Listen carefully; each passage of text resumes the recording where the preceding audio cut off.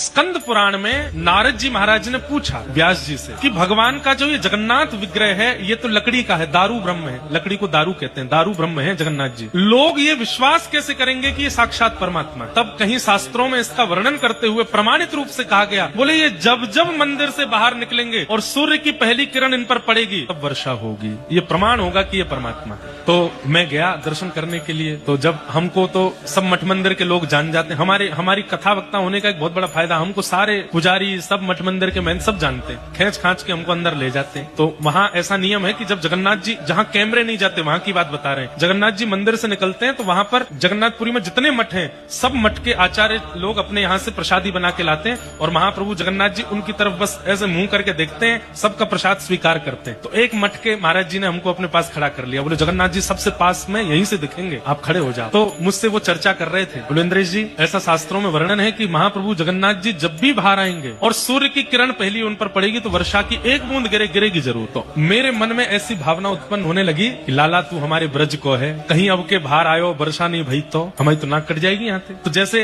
अपने गांव का व्यक्ति किसी प्रतियोगिता में भाग ले तो यूं रहता है जीते, ऐसी भावना चित्त में आने लगी, अरे भैया ब्रजवासी की लाज रखियो। तो मन में घबराहट हो रही थी, क्यों? क्योंकि दूर दूर तक एक भी बादल नहीं आकाश में, तमतमाता हुआ जून जुलाई के महीने में होती है रथ यात्रा, भीषण गर्मी, मैं कहूँ ऊपर एक बादल नहीं है। और वो विजय घंट बजाते हैं वहां पर जब जगन्नाथ जी चलते हैं ना, तो ऐसे पंडा पुजारियों के कंधे पे हाथ धर के वो अनुभव कैसा है मैं क्या बताऊं, रोंगटे खड़े होते हैं स्मरण करके। तो सबसे पहले मंदिर से बाहर आते हैं सुदर्शन जी बाहर आए, उसके बाद आती हैं सुभद्रा जी और फिर आते हैं बलराम जी, और तीनों निकल के चले गए, वर्षा नहीं भाई। अब आई जगन्नाथ जी की बारी, और जगन्नाथ जी जब आते हैं तब भीड़ भी बहुत हो जाती है, और मैं कहूँ एक बादल नहीं है, एक बादल नहीं है। अब मुझे बादलों की चिंता ज्यादा कि बरसे को तो सही, ये प्रमाणित होना चाहिए कि ये परमात्मा है। जैसे ही महाप्रभु जगन्नाथ जी निकल करके बाहर आए और प्रथम किरण सूर्य की पड़ी, ना जाने कहां से एक बादल आया घूमता हुआ, तुरंत वर्षा हुई वहां पर।